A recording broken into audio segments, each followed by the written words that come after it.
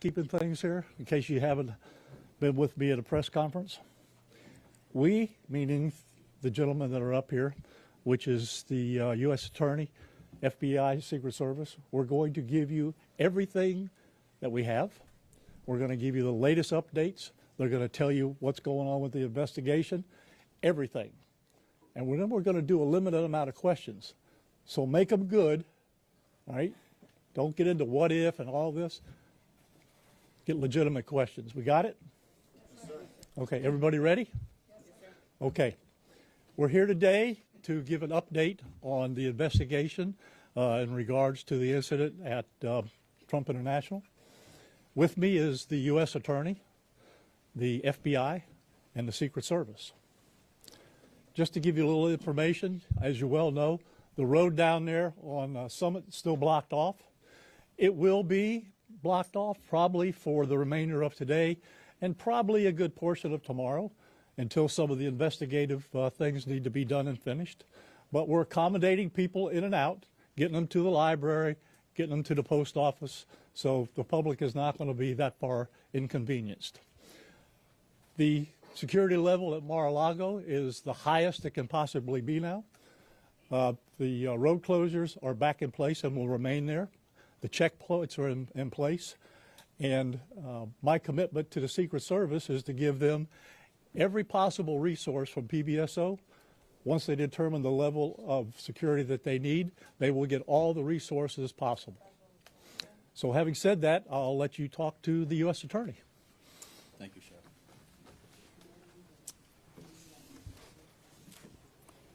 Good afternoon. Thank you for joining us today. My name is Mackenzie LaPointe. I am the United States Attorney for the Southern District of Florida. I want to start by expressing my deep gratitude to Sheriff Rick Bradshaw of Palm Beach County Sheriff's Office for hosting today's press conference and for his department's assistance with this matter. I'm truly grateful for your leadership, sir.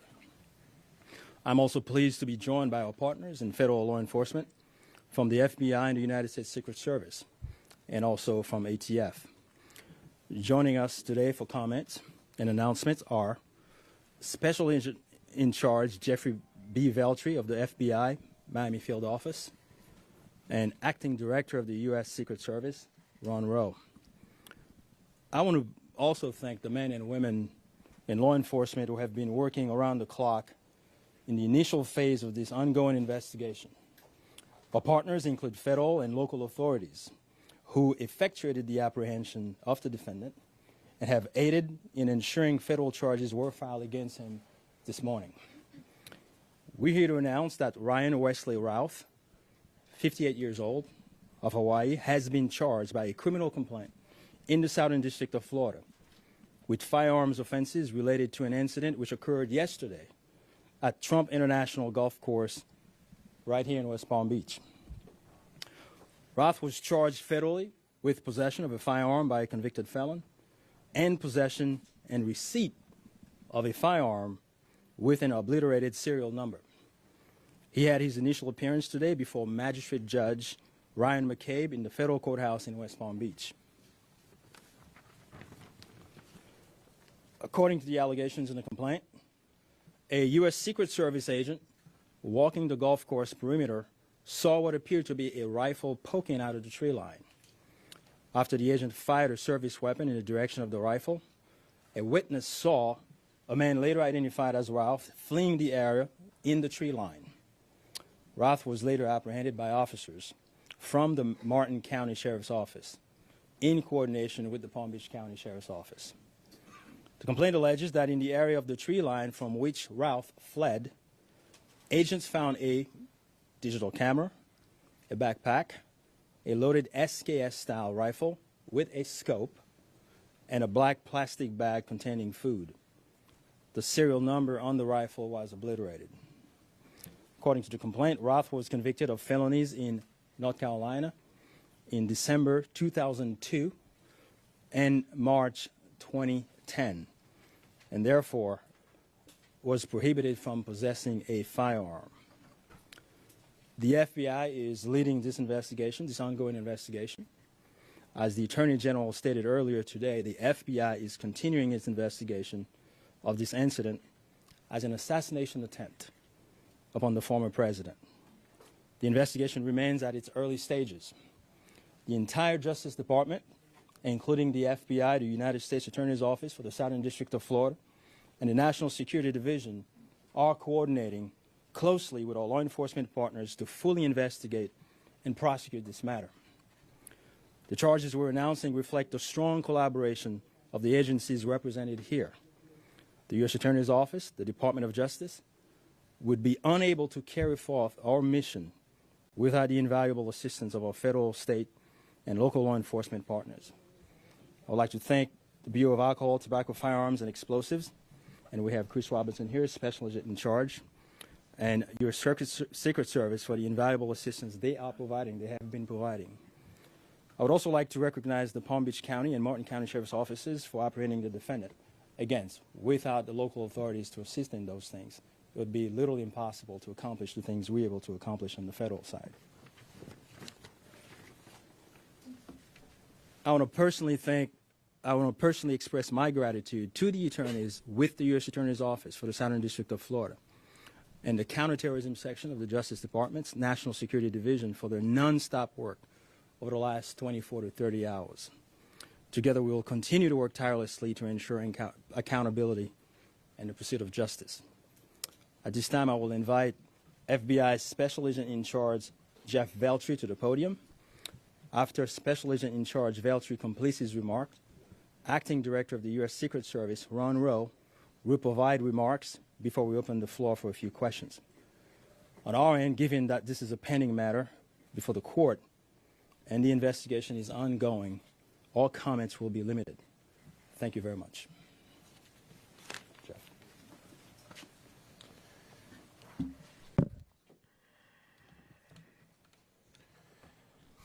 Good afternoon. For a quick introduction, my name is Jeffrey Veltri, FBI Special Agent in Charge for the Miami Field Office. The FBI immediately responded to the scene here in West Palm Beach, Florida, and we are investigating this matter as an apparent assassination attempt of former President Trump. We view this as extremely serious and are determined to provide answers as to what led up to the events which took place. I want to emphasize we're just a little over 24 hours into this investigation, so we're going to provide as much as we can publicly while our investigation is still ongoing. We must also stress that the United States Attorney's Office is pursuing charges, and that limits some of the details that we can discuss publicly. Yesterday afternoon, Martin County Sheriff's Office took custody of Ryan Routh, and he was transported back to Palm Beach County Sheriff's Office. Our FBI agents then attempted to interview him, and he invoked his right to an attorney. In the last 24 hours, the FBI and our partners have been dedicated to investigating the incident and utilizing all available resources. These efforts have included our investigative team and the United States Attorney's Office for the Southern District of Florida, in conjunction with DOJ's National Security Division, are actively working hand in hand to pursue and subsequently execute search warrants. Thus far, the warrants include a video recording device, subjects' cellular devices, a vehicle, and other electronic devices located at previous known addresses. We are coordinating with the United States Secret Service to complete numerous interviews of agents on scene. We have also interviewed 7 civilian witnesses at the scene, and that is just the beginning. Our FBI's Honolulu and Charlotte field offices have initiated interviews of several family members, friends, and former colleagues of the subject. FBI has deployed several specialty teams and assets from FBI headquarters and our lab division in Quantico to include evidence and critical incident response personnel. The evidence response team is collecting and processing multiple evidentiary items. These range from the rifle, which is an SKS model with a scope and obliterated serial numbers, to 2 bags, the subject's electronics, and what appears to be ceramic tiles. DNA has also been collected from those items, which are being sent to Quantico for testing. We will also process the subject's vehicle for evidence. The Cellular Analysis Survey Team, what we refer to as CAST, conducted thorough analysis of the subject's cellular device locations. The CAST analysis aligns with witnesses' account of the subject's presence at the scene both before and around the time of the incident on September 15th. More specifically, we're continuing to conduct analysis and will be compiling the subject's movements in the days and months leading up to September 15th. Cellular data shows that the subject was in the vicinity of the golf course roughly 12 hours before the engagement with the United States Secret Service. Our investigative teams conducted a neighborhood canvass in an effort to collect and obtain relevant video footage. The subject had an active online presence, and we are going through what he posted and any searches he conducted online. In addition, we're going through media reports and public statements he made that he wanted to recruit Afghan soldiers and others to fight for Ukraine. The FBI has sent multiple requests to companies for returns on the subject's phone and social media accounts. We received several returns and are waiting on additional responses from other companies as well. Our investigative team is completing analysis of the returns and actioning leads as needed, and we anticipate continuing until the FBI knows the full totality of the subject's social media presence. By way of his background, in 2002, as the United States Attorney mentioned, the subject was charged and convicted in North Carolina for possession of a weapon of mass destruction. Law enforcement checks also revealed that from 1997 to 2010, the subject had numerous felony charges for stolen goods.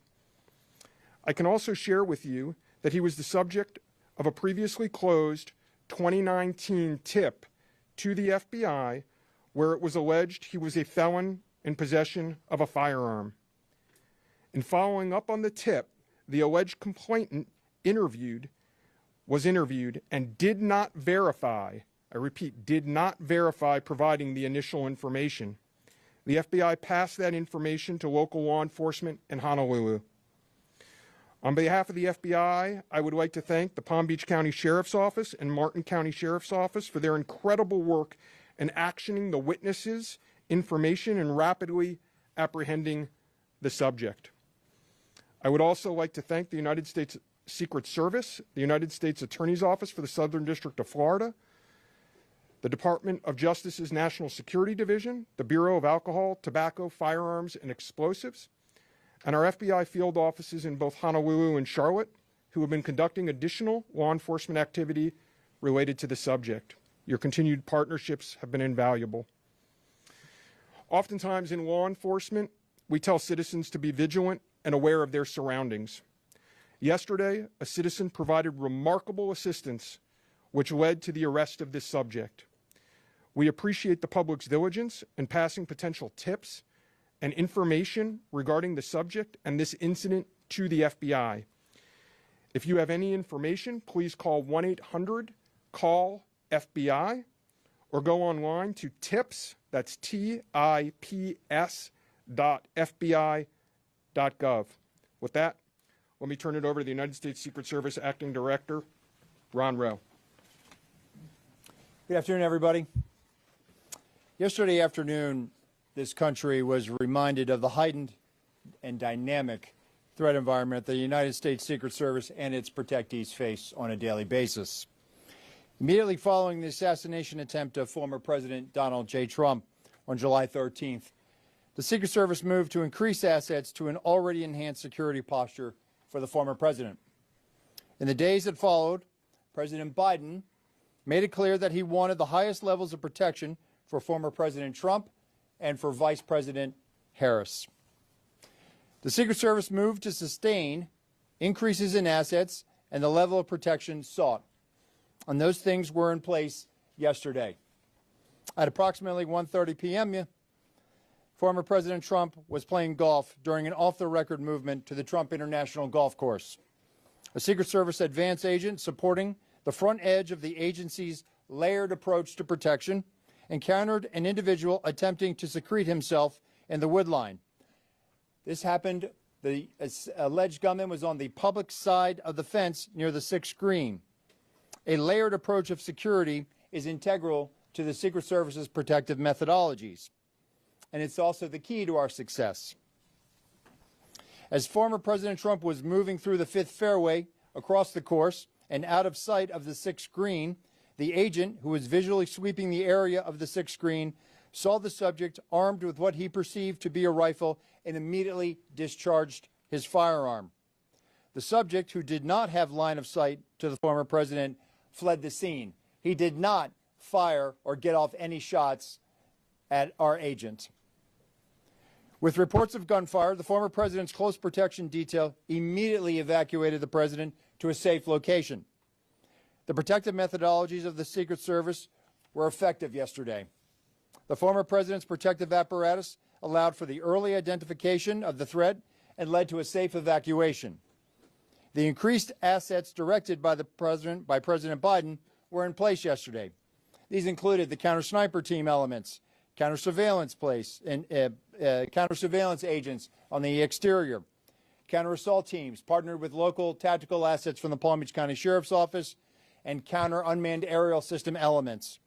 All of these entities were present yesterday. And while all of these assets were in place, as I've said publicly, we must satisfy the basic requirements of the Secret Service's protective methodologies. In partnership with local law enforcement, we did just that. And the agents' hypervigilance and the detailed swift action was textbook. And I commend them and our partners for an exemplary response in keeping former President Trump safe. And I will tell you, having served in local law enforcement in Palm Beach County, I can state that I am tremendously impressed and appreciative for all of the efforts of the Palm Beach County Sheriff's Office and Sheriff Schneider with the Martin County Sheriff's Office. But what was critical to this was the quick reaction, the response, the hypervigilance of the men and women of the United States Secret Service, who since July 13th have been rising to meet an unprecedented and hyper-dynamic threat environment. And they are rising to this moment, and I could not be more proud of them and the way they have executed, not only yesterday, but what they're doing today and what they are doing tomorrow and what they will always do because it is their duty. Thank you. Okay. All right. Well, go slow here, folks. All right. Don't everybody do it at once. Ask who you want to answer the question, and then give the question. I have a question for you, Director. Is there any evidence to suggest that the suspect knew that Donald Trump would be on the golf course at that time? And was the golf course searched thoroughly before the former president's arrival? So at this time, it was an off-the-record movement, meaning it was not on the former president's official schedule.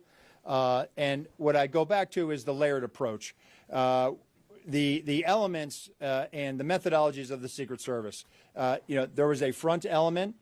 It did its job in sweeping ahead of the president. That's what identified this individual who was in that wood line. And the swift action of that agent doing his job, pushing out ahead, sweeping while the president was behind him several hundred yards and several holes away, out of sight from the gunman, did his job. And that was what alerted the detail, and the swift action is what triggered that. First question, was there any evidence to suggest that the suspect knew that Donald Trump was going to be on that golf course at that time? Based on what I know now, and it's an active investigation, I don't have any information on that.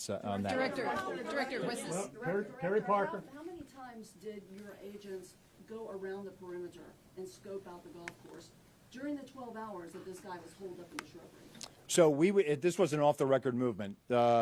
It wasn't a site that was on his scheduled, it wasn't part of his schedule. So there was no posting up of it because he wasn't supposed to have gone there in the first place. Director, let me ask you about the Secret Service. Garrett Haig. Have you briefed former President Trump on your findings so far, and has his campaign asked for any changes in his security going forward after yesterday? So, sorry. So I've had a conversation with the former president. We've explained and we've worked with the campaign. The president is aware that he has highest levels of protection that the Secret Service is providing him. Director, We constantly evaluate based on threat.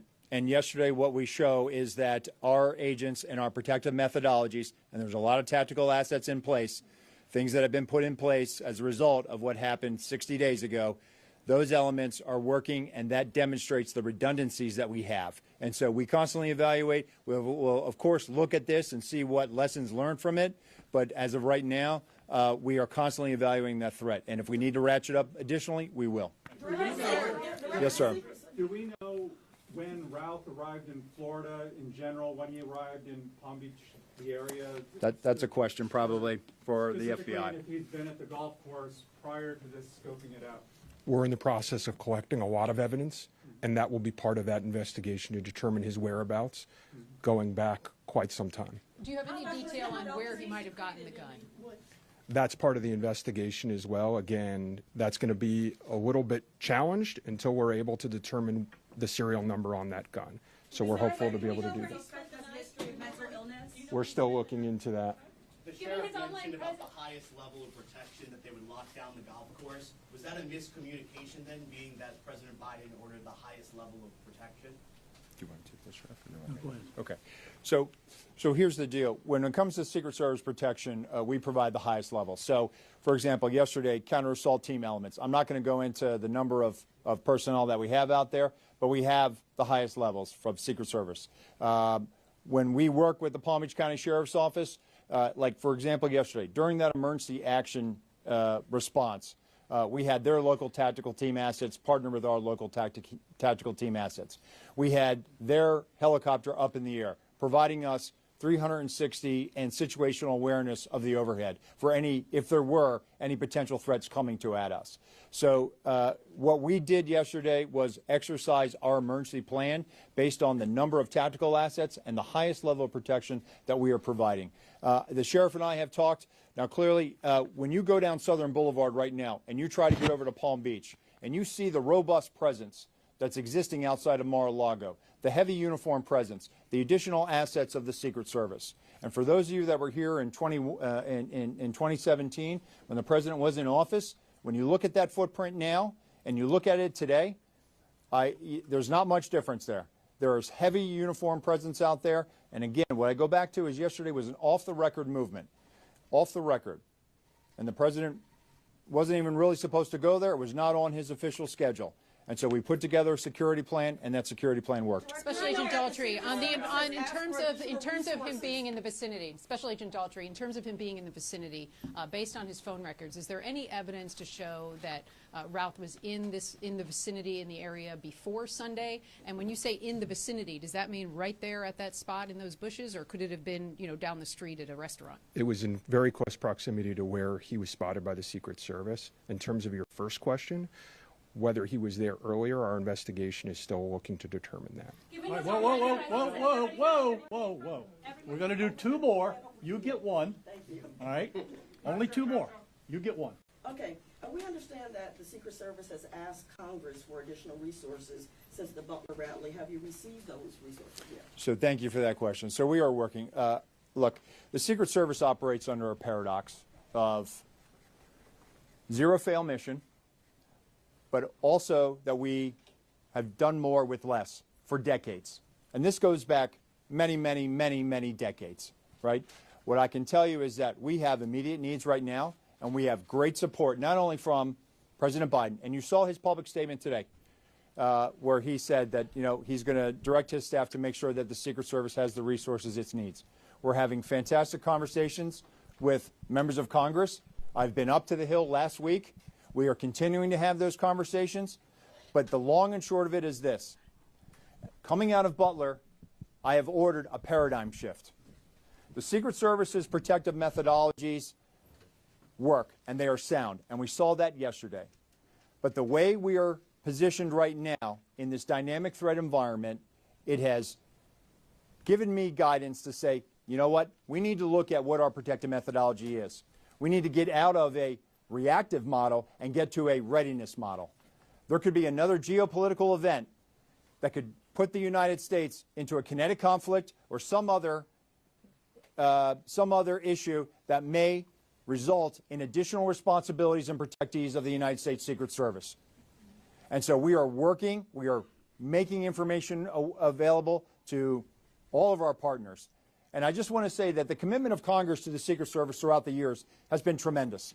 And we will continue to work with them and Secretary Mayorkas, whose support in making sure that we're getting what we need has been phenomenal. He is one of our biggest champions and our advocate.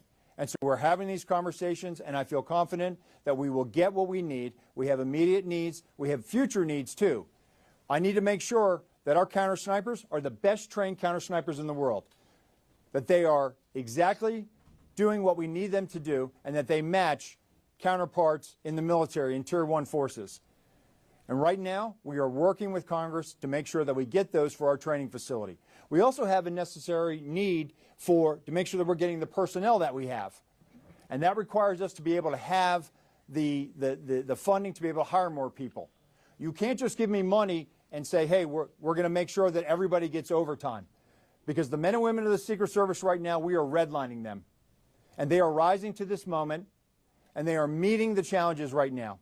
And if you look back at their body of work over the last 60 days, the Republican National Convention in Milwaukee, the Republican National Convention in Chicago, a visit of Prime Minister Netanyahu to Washington, D.C., and to West Palm Beach, which Palm Beach County Sheriff's Office supported. And then we go into the presidential debate in Philadelphia last week. And for those in the media that have been to a national special security event, if you saw the National Constitution Center last week, what you saw was pretty much a mini national special security event with the number of assets that were on that perimeter. And so our folks are rising to this moment, but it requires all of us to be able to have good conversations and make sure that we're getting the Secret Service where it needs to be. And I'm confident that we will achieve that because we don't have an alternative. Success, we have to have it every day. We cannot have failures. And in order to do that, we're going to have some hard conversations with Congress, and we're going to achieve that. Last question, one more. The special agent in charge of the FBI, Yes, sir. did he act alone? Did he have some kind of help? At this point, we're still exploring that, investigating that. Our investigation will determine that. We do not have information that he's been acting with anyone else at present. Do we know how long he's been in Florida when he arrived? Oh, you snuck one in there. At this point, Our investigation is still determining that. Thank you. All right. Anyhow, nope, that's it. We're not gonna do any more. All right, you got a lot of information there. The last thing I will tell you is, like the director of the Secret Service says, you know, the president called me last night, President Trump. He thanked me for everything that we did along with the Secret Service. He knows we work great together, and he feels safe. That's important because he is. And what we did yesterday proves that the system can work because the suspect didn't even get close to getting a round off, and we apprehended him and brought him to justice. So we're very, very proud of that. Thank you, folks, for being here. I appreciate it. Sheriff, one more time for the record. How do you pronounce his last name, Sheriff? Is it Ruth or Ralph? I've heard both. I say Ralph, but you say tomato, I say tomato.